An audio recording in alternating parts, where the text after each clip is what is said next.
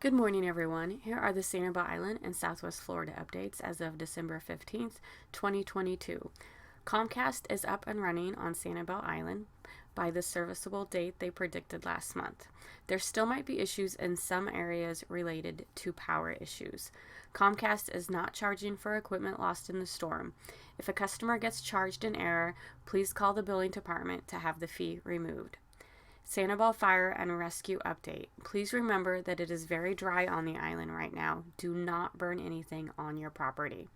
The fire chief has noticed an increase in hydrants covered with debris and is asking everyone to please stop blocking the fire hydrants with debris. City Manager Dana Souza would like to remind everyone that pool pump outs or discharges cannot go into open water, bodies of water, canals, or neighboring property.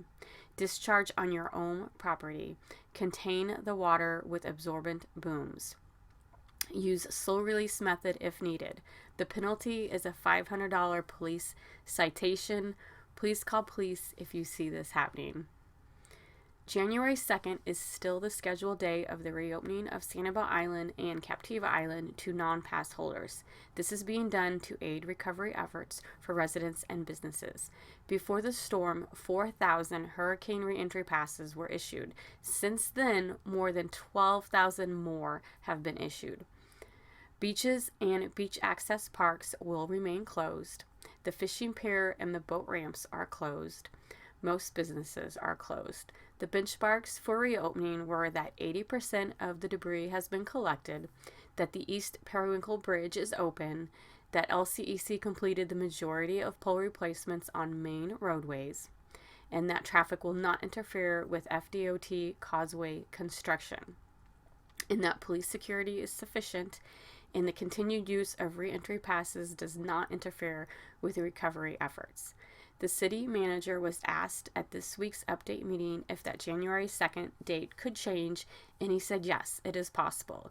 He did not mean that the island would open sooner. He definitely meant changing it to a later date if those benchmarks are not met in time. A lot of residents are complaining about the island opening date. Their first concern is traffic issues.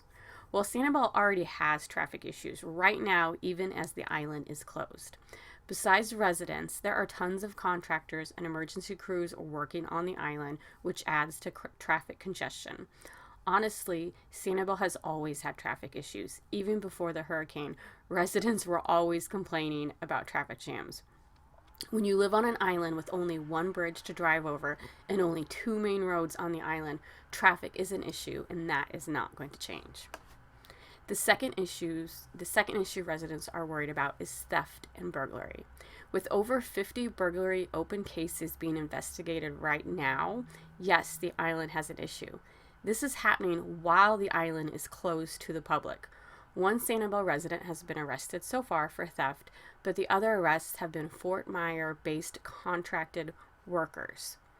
Complaining about issues Sanibel residents are already having and blaming them on future vacationers seems a bit premature, but that's pretty much what social media is doing right now. I personally do not believe vacationers are going to swarm the island on January 2nd. Most of the commenters that want to come to the island seem to be Fort Myers residents who want to support the Sanibel restaurants that are open.